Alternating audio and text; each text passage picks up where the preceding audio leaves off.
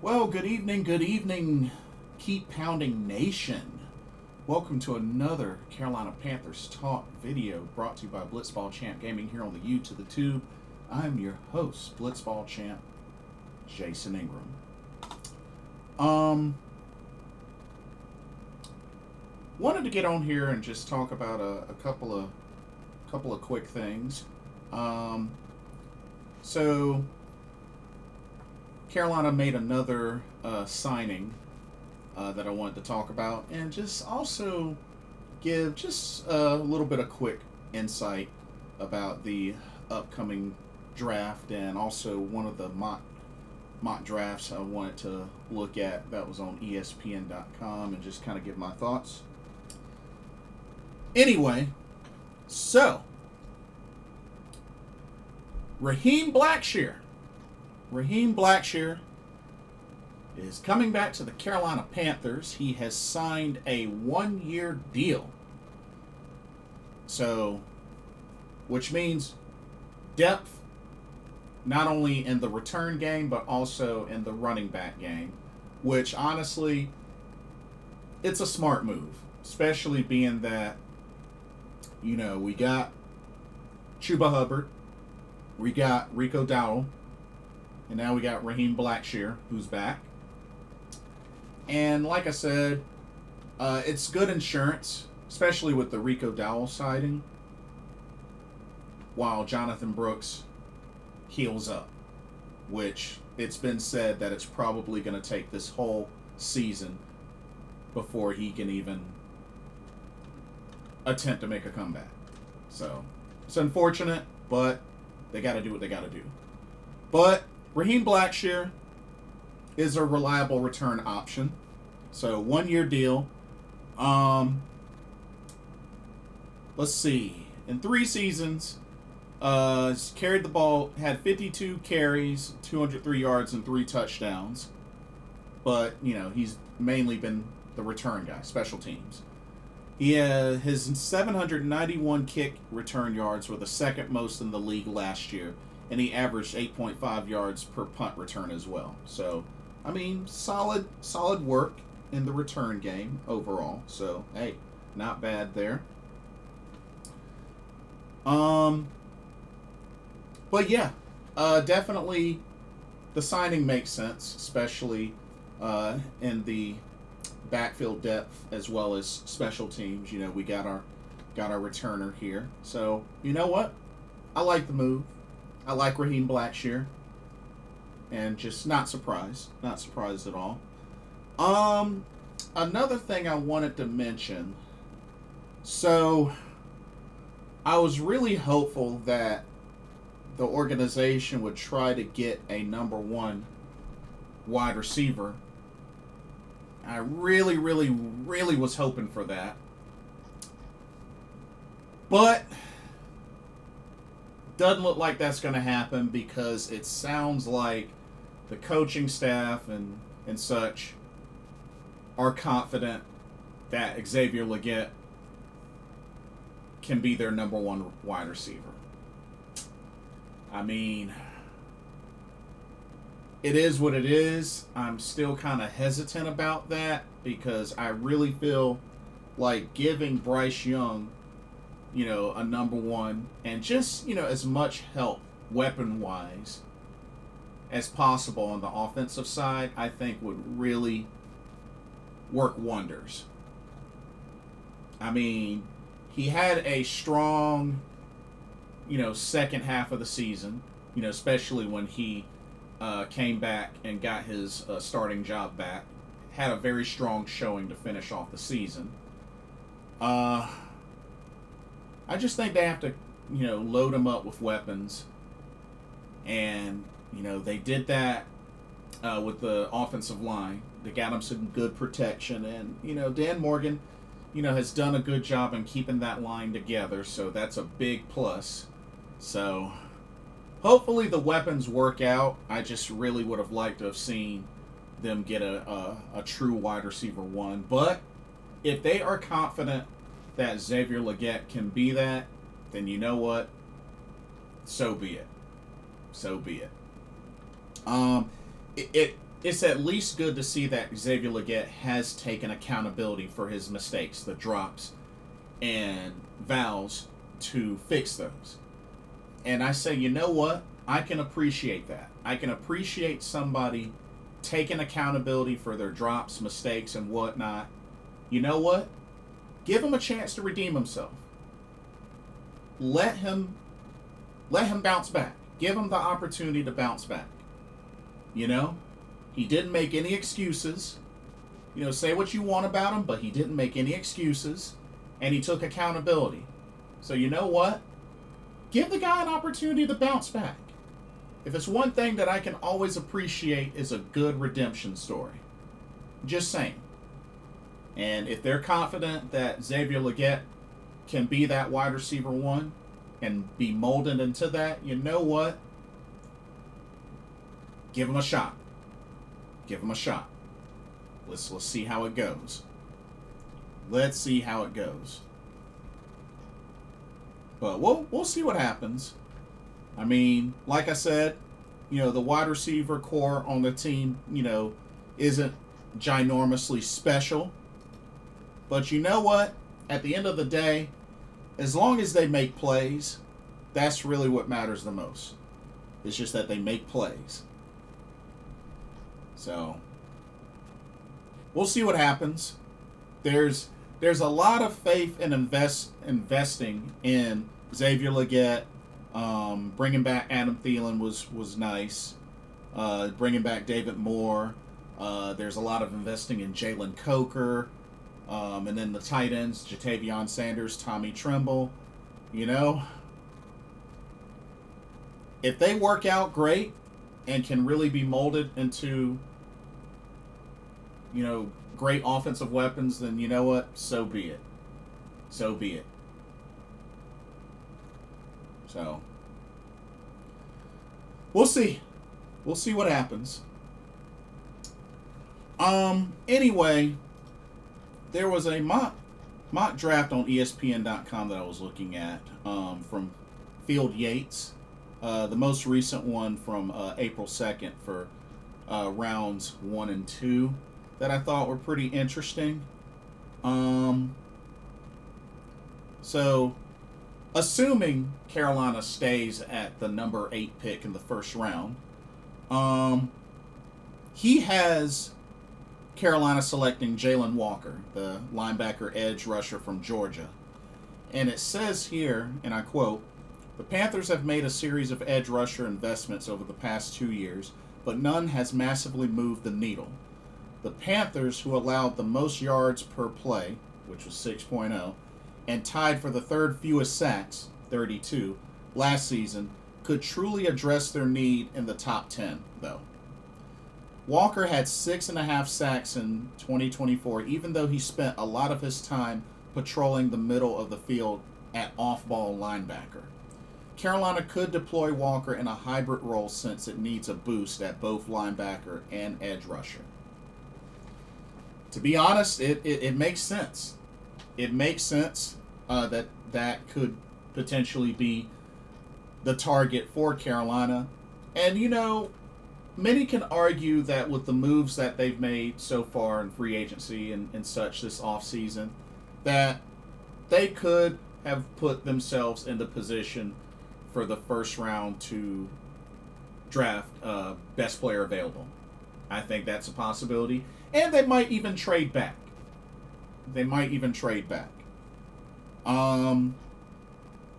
But we shall see. I know there's many that would like Abdul Carter instead, but I really don't think Abdul Carter is going to be there by the time it gets to the number 8 spot.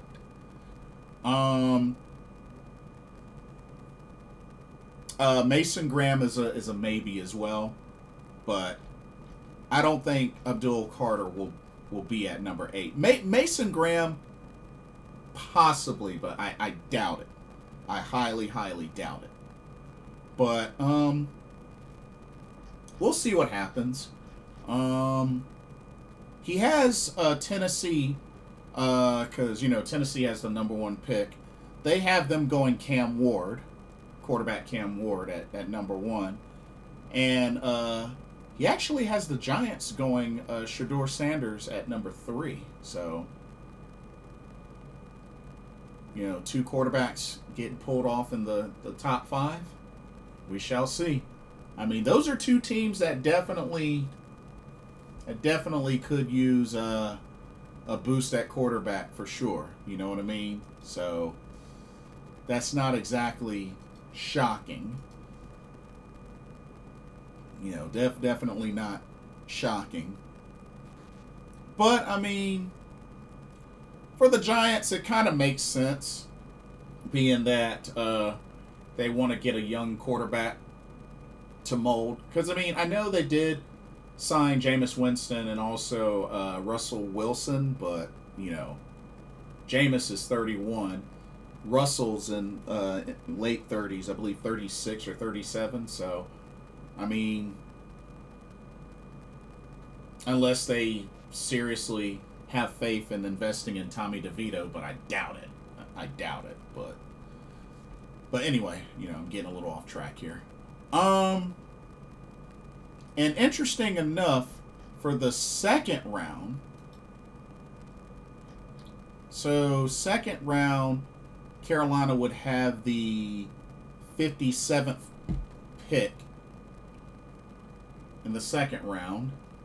And according to Field Yates, wide receiver Jalen Noel from Iowa State. Interesting. Very interesting. Says at 5'10" and 194 pounds, Noel might be a better fit in the slot than outside, but he has serious explosion, averaging 14.9 yards per catch last season en route to 1,194 yards and 8 scores. Noel could join Xavier Legette and Jalen Coker to form an intriguing young wide receiver core. That is a fair point. Being with how their current wide receiver room looks, there is that possibility they could go wide receiver in one of these rounds. That is very possible that they could go wide receiver in one of these rounds. And like he said, the wide receiving core looks very young for Carolina. Looks very young. So, I mean, we'll see. Looking at the order. So looking at the order, just to kind of give folks an idea of what the order is. So in the first round, Carolina has the 8th pick. So we got a pick in the first round. In the second round, Carolina has the 57th pick. In the third round, Carolina has the 74th pick. In the fourth round, they have 2 picks in the fourth round, the 111th and 114th pick. In the fifth round, they have 2 picks in the fifth round. Pick number 140 and 146. Oh, no, excuse me. They have 3 picks in the fifth round. I'm sorry. So 140, 146, and 163. So they got 3 picks in the fifth round. Let's see. No picks in the sixth round.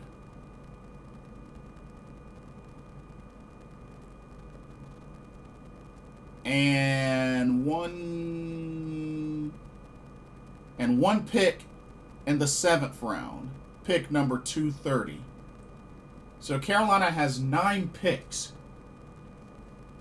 for their draft so far. 9 total picks.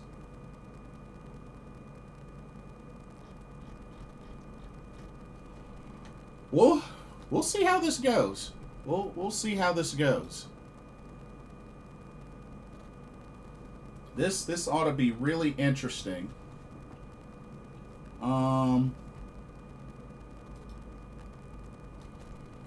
But when it comes to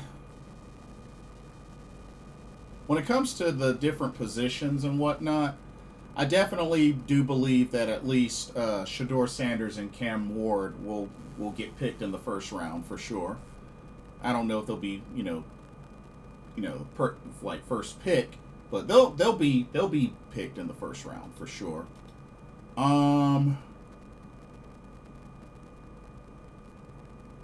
Let's see. I am very curious to see where Travis Hunter ends up going. I'm very curious to see where he ends up going. Because according to this mock draft, they have him going to New England at the number 4 pick in the first round. And it would be interesting considering that New England just recently signed Stephon Diggs. So it'll be interesting to see how that goes. Let's see.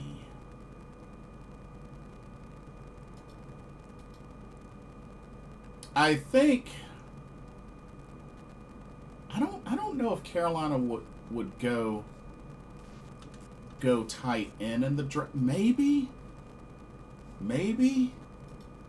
they go tight end in the draft.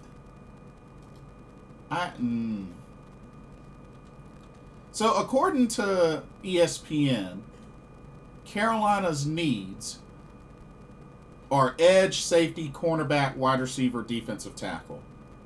Which, I mean, you know what? That does kind of make sense. I mean, still very defense heavy. Which makes sense considering their defensive ranking this past season. I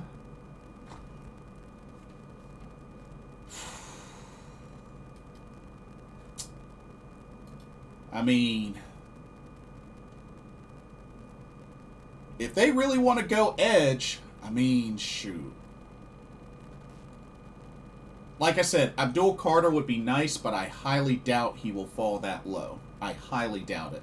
So their best bet, honestly, their best bet is Jalen Walker, Mikael Williams. Heck, maybe even Mike Green out of Marshall, who racked up 17 sacks.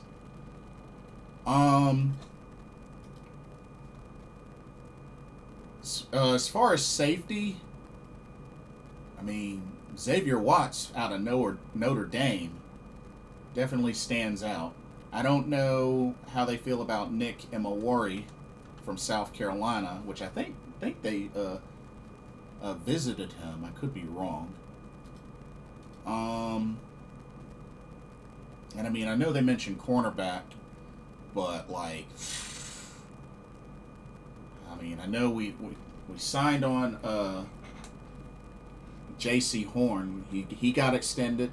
We brought back Michael Jackson. So, I mean, yeah. I don't see Travis Hunter falling low, especially with him being a hybrid. So, Jahdae Barron, cornerback out of Texas, stands out, especially with the 11 pass deflections and 5 picks.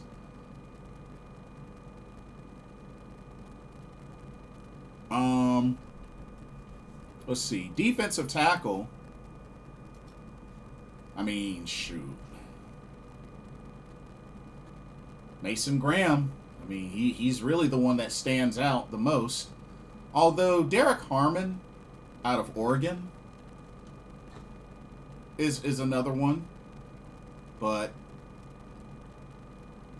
yeah, it's tough. It's tough. Let's see, who do they have ranked as the top wide receiver? I'm curious. Well, I guess that would probably be Travis Hunter, but there's also Teteroa McMillan out of Arizona.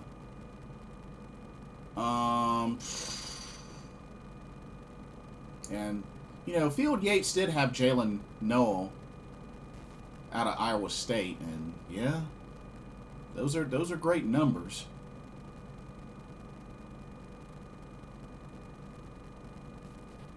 So we'll see. We'll see what happens. But there's a lot of intriguing notes. A lot of intriguing notes. So we'll see what happens. I can't say that I really have. Can't say that I really have a favorite coming out of the draft. I mean, I'm pretty open this time around, but main thing is we address these needs, and if anything, I think what mainly sticks out for me is potentially we go defense heavy in the draft because we really gotta make sure that defense gets fixed because we had too many low rankings on defense this past season. That needs to be fixed. But anyway, that's all I got. I went longer than I thought I would. Went much longer than I thought I would. So keep pounding. We're going to get through this. But yeah, draft will be here before you know it. And then I got to start gearing up to do a mock draft or two. I know I plan on doing one with Corey, Keep Pounding. So yeah, and be sure to check out his channel. He's been doing a lot. He's been doing a lot of mock drafts. He's been really on it. So be sure to check him out. Have to also get Mr. Carolina on here, see if he wants to do one as well. But anyway, that'll do it for this video. Let me know y'all's thoughts. How do you feel about the bringing back Raheem Blackshear? What do y'all think about the potential draft picks? Field Yates, thinking Jalen Walker and Jalen Walker and Jalen Null. Yeah. So let me know your thoughts there, and who you think Carolina should go for in the draft. Let me know your thoughts there. And don't forget to like, comment, subscribe, hit that notification bell while you're at it.